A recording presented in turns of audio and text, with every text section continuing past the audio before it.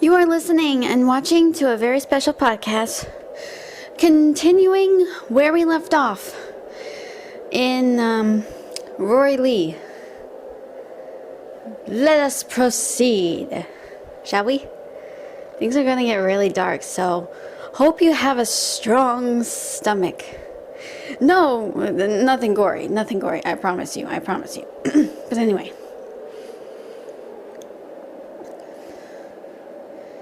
There was a lot of partygoers that were really wiped out, but they woke up with chains on their wrist, on their ankles, so they couldn't get away.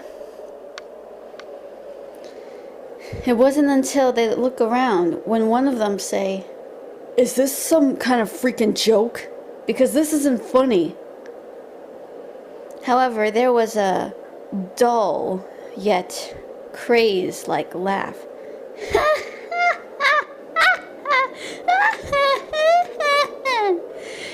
Oh, I believe this isn't some sort of joke now, isn't it? It was Rosemary's voice. The partygoers looked up to see Rosemary. Then she pointed over and said, "Why don't you look over there and see if this is all a joke to you?" They all turned and they looked horrified to see themselves bullying other kids.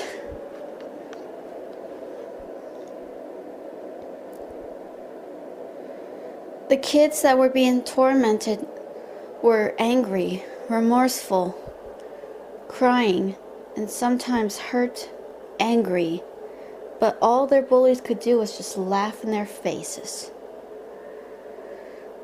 The bullies, those partygoers are the bullies.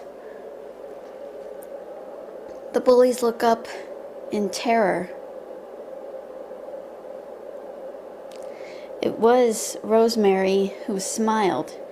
That's when she took off the jumpsuit she was wearing to reveal a more darkly red color. "Do you like this color? Did you know that in the movie, starring with this Brooke actress, not Brooklyn, but Brooke, her name was Brooke, and she was just a young girl, and this was quoted from this movie she was in when she was younger. You know, if there was a way to bid your life, I thought red would be best. But people don't want to know that if she wore white, she would be known as a prude, a little cherry girl. But also at the same time, you can't wear red or people might think you are nothing more than a hussy. Well, guess what? I am a hussy. But I didn't choose this, now didn't I?" The bullies were confused. "What do you want?" the female ones asked. "What do I want? I want a few volunteers for my wonderful examples. Shall we? We're gonna have a lot of fun. Would you like to play with me?" The bullies were just scared. The male ones were crying out, "Like we're gonna play some stupid game with you, you bitch!" That's when the guy's wrists began to crack by Rosemary's telekinesis. The guy cried out in great pain. He then said, Okay, I take it back." "No, you can't take it back. It's already been said and done, just like you did to those victims." Then the screen changed to a news report. The news lady was saying, "Reports indicated that a student from this high school had committed suicide." It is said in this note that he left behind stating that he was being bullied. The parents are quite devastated by this. And then it showed the parents. The mother was crying while the dad was trying his best to look brave, but he looked upset too. The mother was saying, "Oh God. Oh, she was such a loving girl. Everyone loved her. But she never talked about being bullied a lot. It was just too hard on her. I can't believe she's gone. My daughter. My daughter, why?" The bullies felt guilty. The males then said, "Okay, we didn't know she could. She committed suicide because of you. Your stupid bullying has pushed her to the limits. How could you? Please don't do this. Please. We're sorry." "You're not sorry. You'll do it again and again and again and again. This is the curse that Mother has brought upon us, to wipe out all corruption. We are here to take down the corruption." That's when one of them, who looked really bad, and she confessed, "Wait,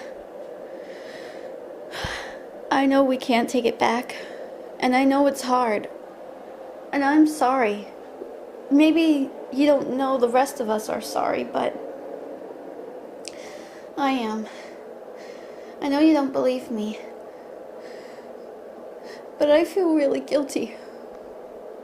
I wish I could, and also at the same time, every time I would bully her, I would come home and I would start crying. My mom always asked if anyone gave me any trouble, but I told her no. I couldn't tell her that I bullied a girl. I didn't know she could do that. Oh my God. I know you don't believe me. I mean, you can kill me if you want. I couldn't care less." Rosemary tilted her head to side a little slowly, but her eyes were fixated on the girl that spoke, and she said to her, "Since you apologize, I will spare you. But I don't know if any of the others are remorseful." Then one of the bullies cried out, "That bitch deserves to go to hell. She's nothing more than a freak." Then Pansy used her powers, and all of a sudden there was carnage everywhere. Everyone screamed. That's when two little girls came in, the other younger sisters, who let out, "Ee! Ee! Ee!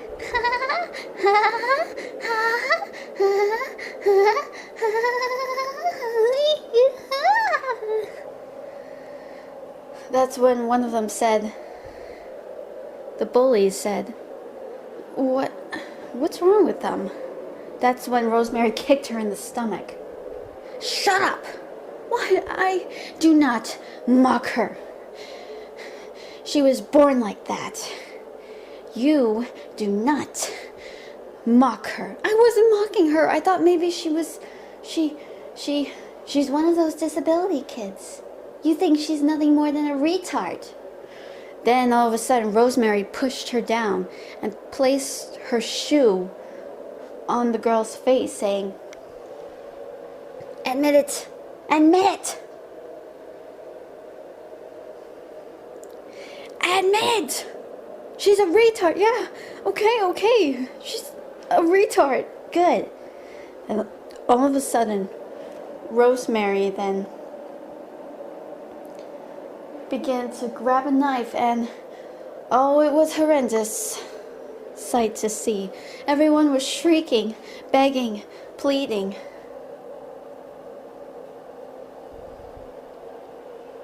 That's when Rosemary turned to Pansy and said, "Sister, this is going to take forever." "I know, sister. I don't like it. Why should we even hear them talk? Yes, why should we? We'll let this one go who confessed, for she is telling the truth. The girl looked nervously. But only one condition. You have to partake in this. But the girl was reluctant. However, she sighed and said, okay, fine. I didn't want to do it, but then again, I already bullied a lot.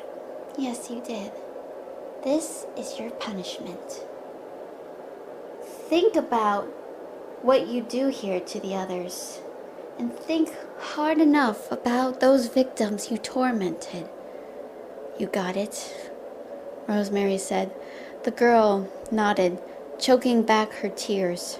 She was given the weapon. Rosemary said, make us proud, dearest. The next day it was all over the news. There was a survivor that told them about what happened. However, people thought maybe she was a little crazy, but despite all the trauma that she'd been through, she looked like she was really scared of something. Rory began to shiver.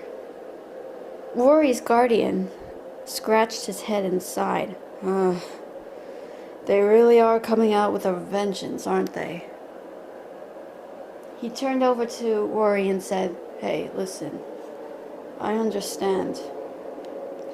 This is going to be very tough on you. But you have to do what you have to do. I know you're terrified, but you shouldn't be. Rory nodded and she wrote on a piece of paper while pushing back her breakfast. It said, this is one way to start my morning to see that. Also, I don't know if this is going to be a positive thing to go to that meet and greet, if you know what I mean. And also, I just lost my appetite. Her guardian smiled. I know, but you have to take it like a grain of salt. Just look at the news on a different light, especially if it involves your family. Rory nodded. However, the man turned off the TV and said, well, that's enough of that. Why don't you go and take your shower? Maybe this day will help you, he said. He got up and walked out of the room. Rory watched him go before she got up and walked over to the stairs where she was going to take a shower. That's it for now. Stay tuned and be sure to see more on what happens next. I'm Catherine Donovan, and I'll see you next time.